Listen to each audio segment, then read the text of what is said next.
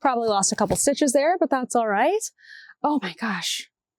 This is just not in a good spot for me. I just keep on kicking it. What do we think?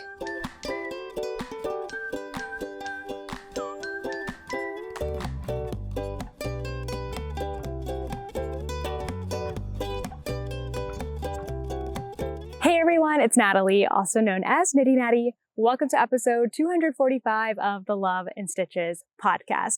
Today is Sunday, September something, and I'm realizing that I haven't said that in like many episodes, what day of the week it is. That's because most of the time, I don't even know what day of the week it is, what month it is, where we are. Today we are in Clinton, Maryland. I did look that up right before we started today. We're just outside of DC. We've been not really in Maryland most of the week. We just got here yesterday and we've been staying at this awesome campsite. We're having beautiful, gorgeous weather. It's like in the low 80s, probably already starting to dip into the high 70s. The sun has already made its way up overhead and it's starting to go down. I mean, it's only 4:30 in the afternoon, but it's just making this stunning, gorgeous light. I just had a membership event where I was sitting outside at this picnic table and the weather was great and it was lovely. And so I'm just very much enjoying this time of the year right now, as it's stunning outside, as it's beautiful, as it just feels amazing to be here. So Maryland is our 41st state. We are getting down into the last 10 states that we need to visit. It's our 39th to film though. We've been to 2 states, Ohio and South Carolina, that we haven't filmed in yet, that we'll be going back to film our yarn store tours in eventually, but not before Rhinebeck this year. Everything else we should finish by Rhinebeck this year, fingers crossed. So we're kind of like in these last few weeks of really busy travel time, and this week has been a really great one. Our first full week back on the road, and it's been awesome. I have been doing a bit of knitting. Not a lot, but a bit of knitting. I actually bought yarn for a brand new project this week that I'm excited to share with you. Lots to share within our travels, so why don't we just get into it? Okay, I need to move this workout equipment out of the way, which will make sense a little bit later on. Things are kind of a mess. I've just literally moved out here to this picnic table. I have almost finished my color tip tee. I would have really loved to have this finished for you today, but I am at least in a place where I think I can try it on for you.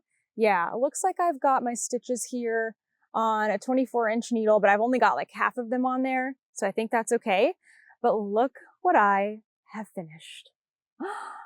The pocket. I haven't tried it on since I put the pocket on yesterday. It took me no time at all. I basically spent an entire week procrastinating placing this pocket because I wasn't sure exactly where I wanted it to be, how big I wanted it to be. I ended up trying on a very similar t-shirt I have that's just a wool blend, like machine made t-shirt. It's not knitted, like hand knitted or even big stitches. Sorry, as I kick that over.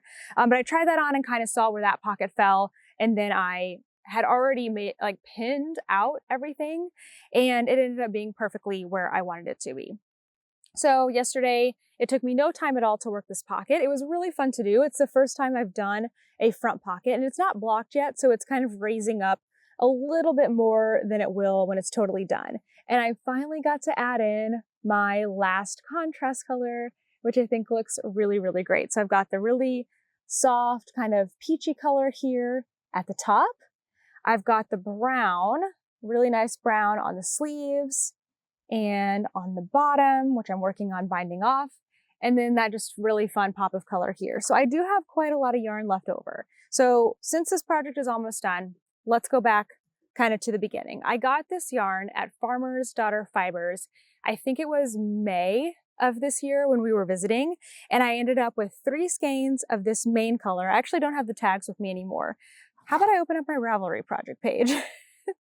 That would be helpful to tell me what I actually had going on here. So I ended up with main color in 3 contrast colors, whereas in the pattern, Emily has 4 contrast colors, I think. She's got something different on the sleeves and the bottom hem, and I just decided to keep it the same because look at all this yarn that I have left already. So I really didn't want to have too much left over. So I started this project, I started knitting it okay, I purchased it May 24th. I put that in here, nice. And I started it on August 5th. So we're coming in at about 6 weeks of knitting. Not too bad. I did most of this on vacation, but we were talking about the color, weren't we? Oh, did a bug just get in there? Oh, no, just a yarn fuss. So the main color is called, I think it's Nappy, N-A-P-I. I originally bought 3 skeins of this and I needed a 4th one. And this is how much I have left of my 4th one after finishing the length. I didn't add any length. I ended up knitting it to pattern, and the pocket and everything. I did use quite a bit of that 4th skein. I have tons left over of my brown. I actually originally knit the bottom ribbing with this, ripped it out because it wasn't long enough. That's what I was working on this past week, is I needed to add length. So I ripped out the ribbing. Instead of reusing this yarn, I knew I had plenty left, so I just got it from the fresh one. And I still have, I still have all of that left over. And then of course, this pink, I used like next to nothing. So this is really a project that I think is suited well for mini skeins and leftovers. I just wanted to use this particular yarn really, really badly. So this is the Farmer's Daughter Fibers. It is called, what is the yarn actually called? Sue Copy, which is a single ply rambouillet. I really liked working with it. It's my first time working with anything like it, and it came out really great. The properties about it, it's just really lightweight. It has really good stitch definition. Even though this has been blocked, it kind of looked like this, honestly, even before blocking. And I'm not someone who has really great uneven or even tension. So I mean, you can see even from the pocket that it looks pretty nice, even when it's been unblocked. So this past week, I did rip out the ribbing. I added another inch. You can actually see the line, like right here, not color-wise, but just like it's just kind of an indentation. I'm having a hard time showing it to you. Yeah, there, can you see it? There's like a little indentation where I started knitting again, and then I re-knit the ribbing, and then I've been binding it off. Although I kind of can't remember if I did that over this past week or over the week before, because I forgot to place a stitch marker or anything. I am about halfway through binding off. I've started this last night. Oh, wait a second. Did I take the needle off of here? I might have just lost my tapestry needle, but I started on this last night. I think I watched 3 episodes of the new show, The Secret Lives of Mormon Wives, and I only got halfway through this. So those are like 45-minute episodes. So it does take a while, but I am confident I will finish tonight. And then I'm going to be at a friend's house in 2 days. So I'm hoping I can block there when I have more space, when we have plenty of water. I think, and we're going to be there for a couple of nights. So I can probably borrow at least just a little area of her house, a towel, or even some blocking mats, and get this thing finished. But for now, I think we should try it on, because I kind of want to see, now that the pocket is knit, if I still like everything. Wouldn't be too difficult for me to take some things out. I didn't completely finish like sewing it in, which is why it's coming undone a little bit right here in the corner. There you can see how it's starting to like come out in the corner. It's because I haven't finished that end in, because I figured if I wasn't totally happy with it, I could pretty easily take it out, knit it a little bit longer. But I think it's looking pretty good. It's kind of looking a little shorter than I thought. It was curling so much while I was doing it, because it's stockinette, that it actually looked skinnier than I thought. So the proportions look right when I was knitting it, but then as I started to sew it down, it spread that out and it got a little bit wider. So now I'm like, maybe it's too short. We're just gonna have to try it on and see. Probably lost a couple stitches there, but that's all right. Oh my gosh. This is just not in a good spot for me. I just keep on kicking it. What do we think? I feel like it looks pretty good. I'm gonna have to like look at this. I'm gonna have to take some pictures of myself. I feel like it's hard to like look at it on your body and see the whole picture. So taking a picture, an actual picture with my phone and looking at it really kind of helps. But let me stand up here as I kick it one more time. I think it looks pretty good. I need to try it on again with jeans. Oops, I definitely pulled some stitches off there. Sorry about that. Let's just scoop those back up. There we go. I think the proportions are better. I needed that extra inch before. It just looked kind of short. It didn't really look right. It also looks a little short here, but I'm wearing shorts, so I feel like it doesn't really look exactly right. So I just got to block this thing again. and hopefully it all comes out nice. I think I like it. I don't know. It's a little bit of a different style for me than I am used to. Not the whole pocket thing. I literally wear a pocket t-shirt every day. But the sleeves, I haven't done a set-in sleeve in so long. They're a little longer than I'm used to. I do think they're really nice and pretty, but it's just a little different than what I normally make. So all in all, I'm happy with it. I'll bring it back again next week. Hopefully totally finished, totally blocked. Maybe I'll even wear it for next week's podcast episode. So that will be the first kind of real test to see how I like it. Being on the road has been really hard on our bodies, and I've been struggling to find a consistent workout routine. Honestly, I just want somebody in my ear telling me what to do so I can focus on the workout without having to keep track of everything. That's Dawn. She's my personal virtual trainer from Trainwell. I met with Dawn to discuss my fitness goals and my equipment availability, and she gave me a personalized plan in the Trainwell app. During my first workout at the gym, I was a little apprehensive about following my new plan, but Dawn was with me every step of the way. With Trainwell, I feel super supported through every workout, from the demonstrations and the app to being able to message with my trainer at any time. I can even let Dawn know if something is too easy or too hard, and she'll adjust it for me in my next workout. Plus, we're meeting up again soon after my first few weeks of workouts to discuss how things have gone and make any changes if needed. Now, no matter where in the country I am, I can stay consistent with my workouts. And you can do it too, whether you're going to the gym or working out at home. Trainwell is with you every step of the way. You can check out Trainwell and get a 14-day free trial with a personal trainer by using my link below. I highly recommend Dawn, of course. We can be workout buddies. Thank you so much to Trainwell for sponsoring today's episode. And now back to the video. Next up, I have been working on my Musselburgh hat. I have done a little bit of knitting on it. And again, I cannot remember if I placed this marker after last week's episode or after the episode 2 weeks ago. Time is being sort of strange right now, and it feels like it's been both a long time and not a long time since I last podcasted. So I honestly don't remember. So if I'm repeating myself, please forgive me. But I think what I've done in the last week is there's something stuck in here. I keep taking this outside. I had finished the increases on the crown last week.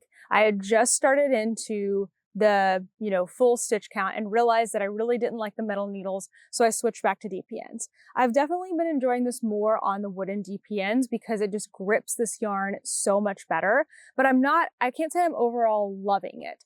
I kind of regret not buying for myself wooden 16-inch circular needles when I was at a yarn store the other day, and I'm just not sure I have enough knitting on this left to justify a needle purchase just for this project. Cost-wise, I guess I could get it, but it doesn't mean it's always worth it, and I feel like it's not really, I don't know, for me, I'm like, it's not really responsible or honestly needed to buy a needle just for a couple inches of a project. If it was totally preventing me from being able to make this, I definitely would, but I think I've waited too late. Maybe if I did it right after I finished the crown, but at this point, I'm pretty positive I'm just going to push through with the DPNs. What I don't like about them is I just feel like they're not as comfortable or ergonomic in my hands, and it's just slower. I'm just working slowly. It could also be the yarn. So this yarn, while absolutely amazing, I haven't enjoyed it knitting with it as much as I had hoped to. It's a lot thinner. It's like a lace weight. I expected it to be a fingering weight, and it's just very much so delicate. You kind of have to hold your hands a certain way. So this is Kiviot yarn, which is a muskox, very warm, very soft. Oh my gosh, when you pick up this little bit of the hat that I've been working on, it's so lightweight and so floofy. I mean, look at the fuzz. I mean, this thing weighs like nothing. It's going to be so warm. I'm so happy with how the product is coming out, but I did expect to enjoy knitting with it a little bit more. And it might just be my tools in the project. I'm not going to say that it is not great to knit with Kiviot yarn. It's just different than I expected. And the other thing is I keep dropping stitches off of this when I set it down. And that's also because I don't have the proper tools. I don't have a case to put these away or end stoppers because I typically don't need end stoppers when I'm always working with circular needles.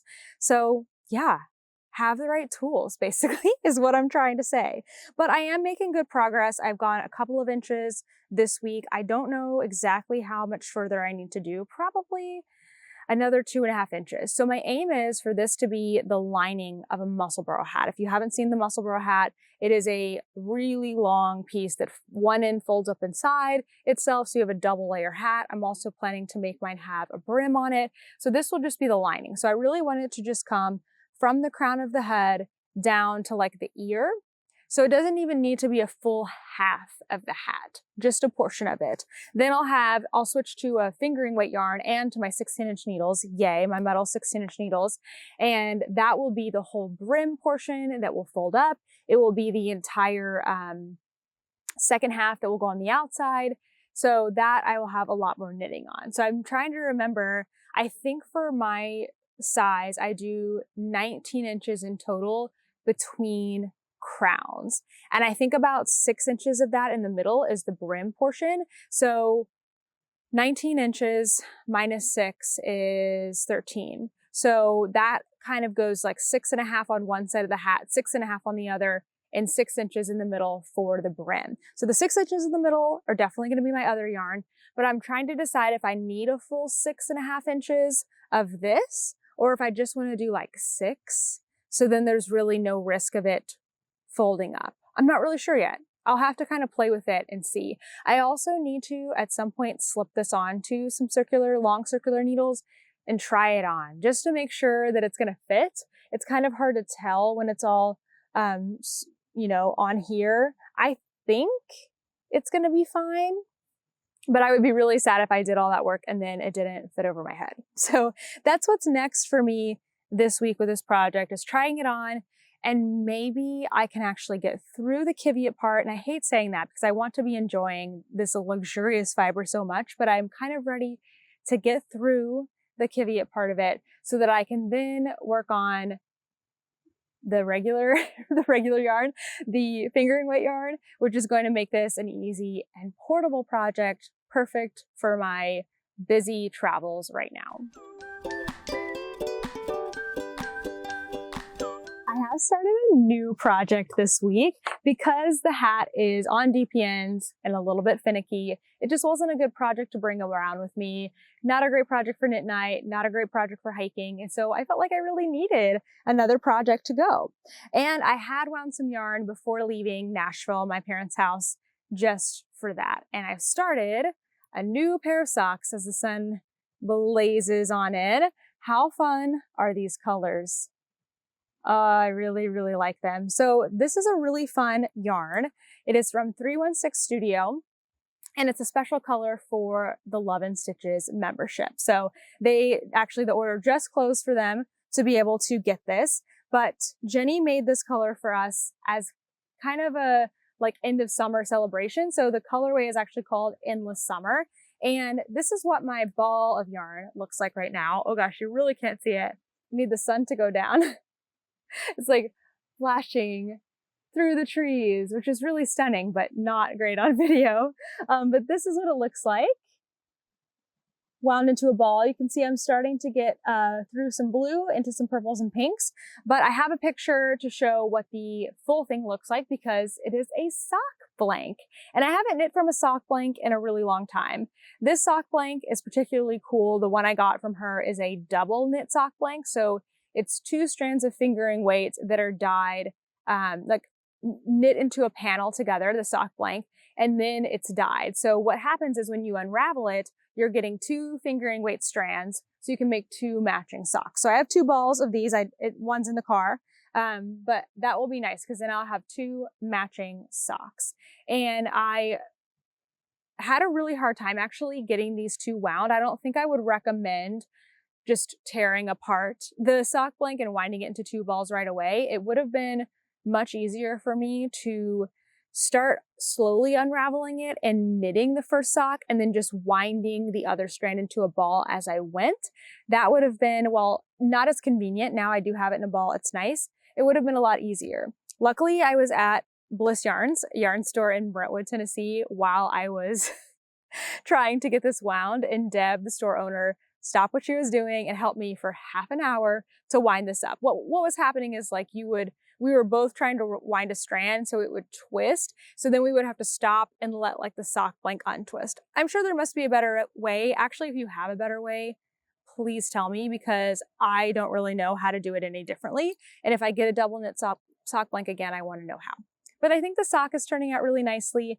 I'm just about to change colors, so I'm trying to decide at what point I want to start working for the heel. I am going to be doing my perfect fit sock formula, which is basically just a vanilla sock, but it includes some increases and decreases that are custom for my foot, ankle, leg size, but also a short row heel, the fish lips kiss heel.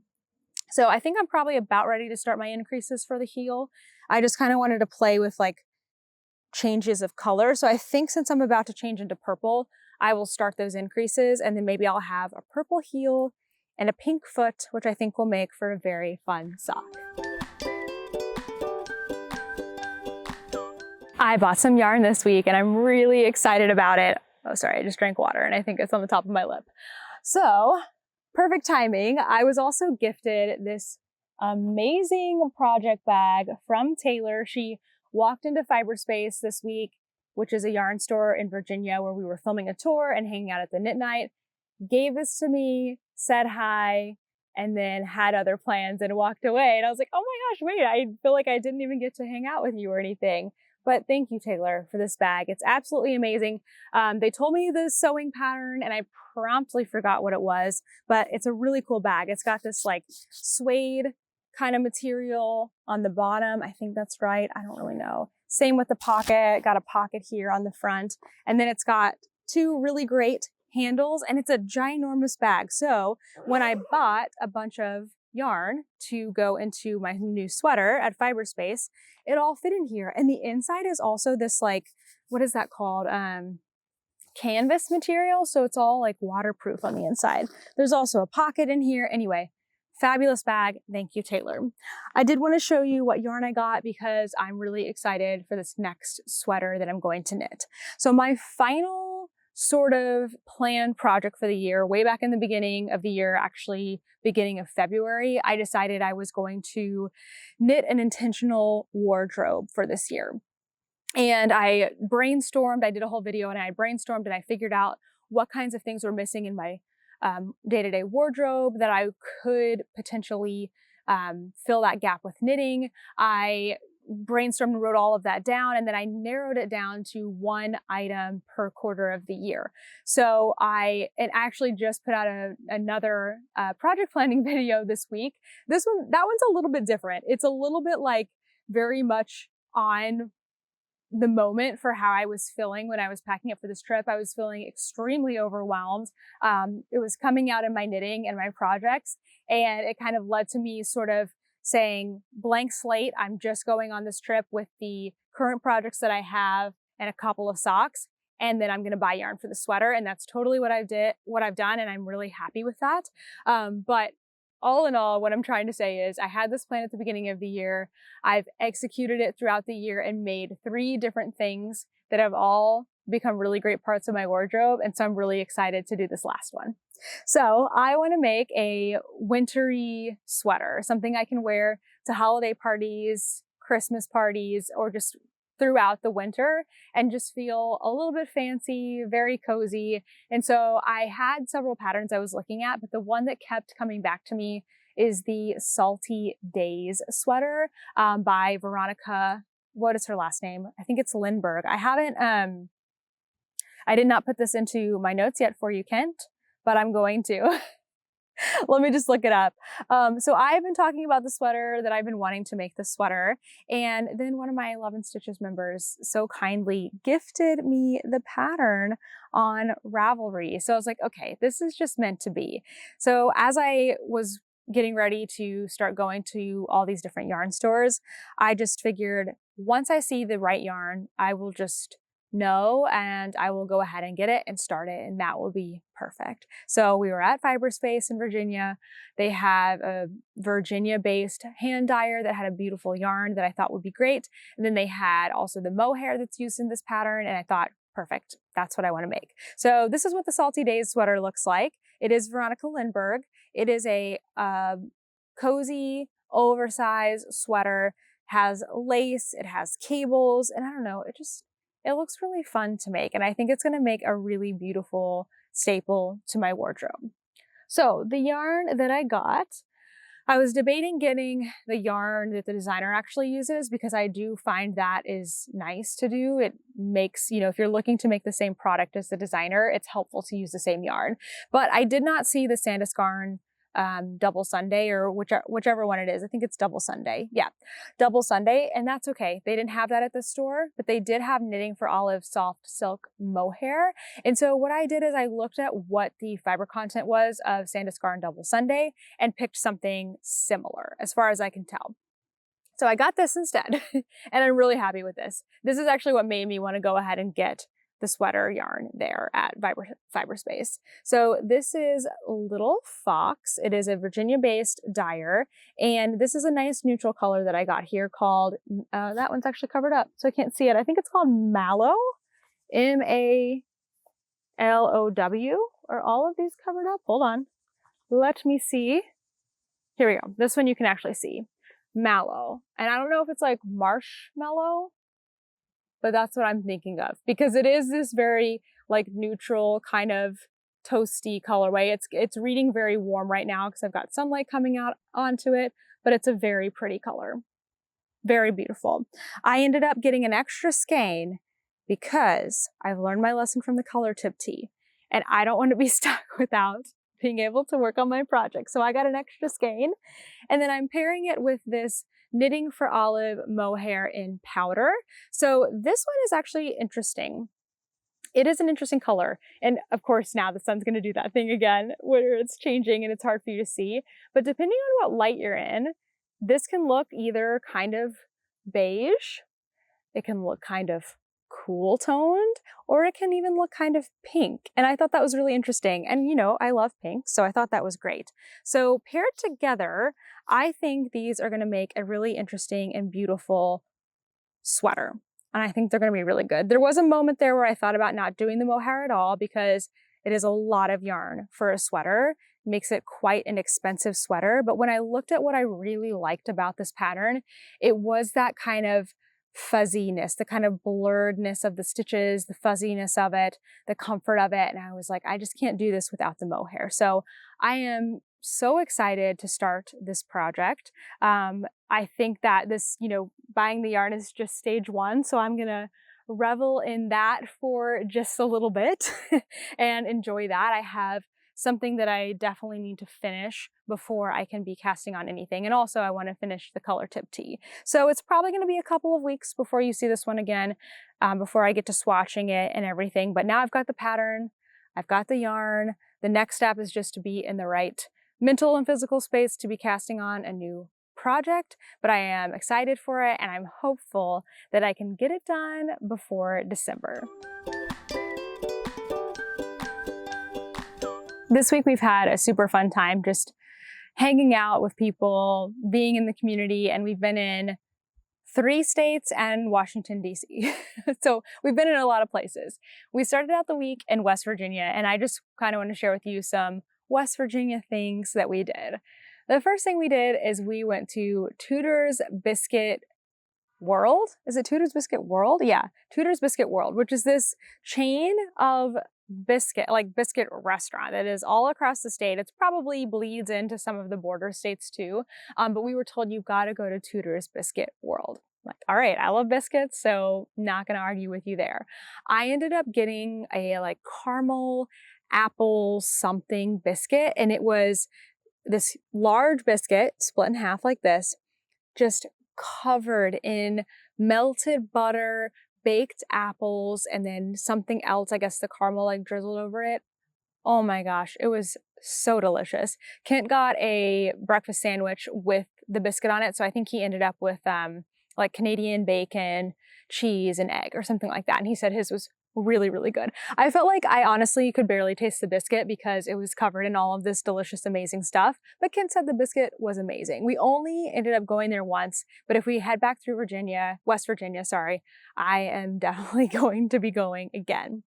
We also try to make a point to visit the state capitol in every state that we're in, as long as it's not like extremely far out of the way. So we did go through Charleston, West Virginia. It's a really nice state capitol. They have a beautiful area like overlooking the water, which was amazing. The weather was nice that day. They have this cool thing that they have in several places in West Virginia called like the Almost Heaven swings or something. I can't remember exactly what they call them, but they're these wooden swing benches, and above it says Almost Heaven, West Virginia, and they're just these photo ops. So this one was right in front of the Capitol, so I had to get my picture with Toaster in front of the Capitol. I did try to get him into the swing with me. That ensued in disaster. He got spooked, he fell. He didn't get hurt or anything, but he just like didn't want to be in the swing with me, which whatever. So we ended up with a picture, him standing on the ground, me sitting on the swing, totally fine. The other thing we did in West Virginia is we went to New River Gorge National Park. It was really, really lovely. New River is like a spectacular river as far as rivers go. If you're into rivers, it is a really large river, really long. It seems to be a really long river, or we just kept crossing it like a bajillion times. We even got to a point where you could see a bend in the river that was just so beautiful. We went into one part of the park one day, and then we like drove an hour and went into another part of the park. I'm not sure I'm really explaining this perfectly well, but basically it's a really big area that you can go into. Or am I mixing that up with Shenandoah? I did get a little confused because both of these parks are based on rivers and have lots of trees, and they're both beautiful. But the really great thing about New River Gorge is this amazing bridge. So we went across the bridge, and then we went under the bridge several times and never really got a good picture of the bridge, but it was spectacular nonetheless. So after West Virginia, we made it into our, 40th state of Virginia. Virginia was not a new state for me. I've been to Virginia several times, had friends and family in Virginia, but I had never really been to this part of Virginia. So we started out in Shenandoah National Park. Again, a really large, amazing river. We did a little bit of hiking with Toaster, which was lovely. And then we went to Alexandria, which is in the DC area of Virginia, like the surrounding DC area. Alexandria is such a cute little town. It was super walkable from Fiber Space, which is a fantastic yarn store, has this great corner, what is wrong with me? This great corner building. It's amazing. You can walk. We went to a bagel place. We went to lunch with somebody. We went to, what else did we do? I guess that's it in Alexandria, but I don't know, it was just a really cute area. So that day that we filmed at Fiberspace, we started out in the morning filming, which was great. Then I got to meet one of my friends, Trish, and her husband for lunch, which was lovely. And we did all of this outside because, again, it was a lovely day. Then came back to Fiberspace, and we joined them for their, what do they call it? Stitch in Space. I think that's what they call their gathering time. They've got an upstairs, and a bunch of people came to their knit and crochet night. It was packed, tons of people, tons of diversity, a lot of younger like knitters and crocheters. It was amazing. It was such a fun time, and I really, really enjoyed that day. And then the next day, we got to meet another friend, Tanika, and her daughter for breakfast and kind of check out more of Alexandria. Anyway, it was just such a great time. So after Virginia, we ended up in Washington, D.C. for a night. We weren't really sure if we were going to go to D.C. just because with our van, with Lydia, it's a little bit tricky. Especially, it's been hard in this part of the country finding free places to park. We do pay for parking. Pay for like overnight parking or pay for campsites, but not every single night. It just helps us keep our costs lower. And a lot of times we're traveling so fast that we're only stopping somewhere to sleep for about 8 hours or be for about 8 hours, sleep for probably 6 of them, and like get ready for bed and wake up for 2 of them. So that doesn't really warrant paying $30, $40, $50 just to sleep. So when we can, we usually like to stay at truck stops or Walmarts or Cracker Barrels or whatever, but it's been harder in this part of the country. So we were really grateful when one of our friends, actually two of our friends in the Alexandria and then the DC area, said we could park in their driveway, and we stayed in our van, and that was great. So great for us, so helpful for us. So we ended up meeting up with my friend Shayna, who is in the Love and Stitches membership, and had dinner with her, her kids, her husband. We walked and got ice cream, which was great. It was like a whole different side of DC that I haven't seen before, because the only time I've gone to DC is basically to go to the National Mall to see all the monuments and all the museums.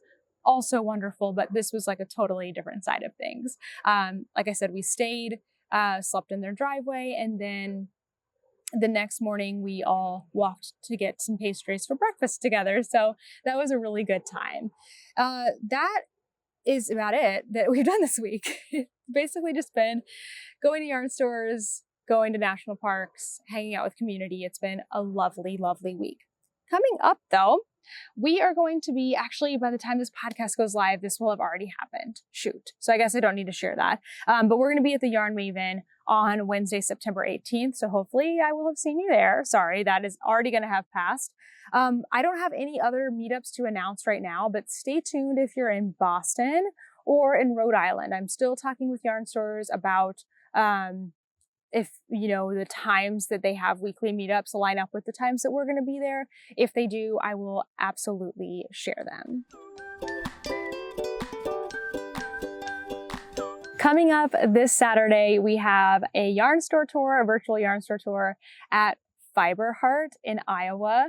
This yarn store is super unique. It is a yarn store and a coffee shop, and we spent an entire day there. We even stayed the night with the yarn store owner. It was awesome. So I really cannot wait for you to see this yarn store tour. We've had so many good ones lately. Honestly, all of the yarn stores are amazing, but it's been cool to find some really unique things, and I think you're really going to like Fiber Heart. So please join me this coming Saturday. What is the date? The 21st, is that right? I think it's the 21st at 12 p.m. Eastern Time for that premiere.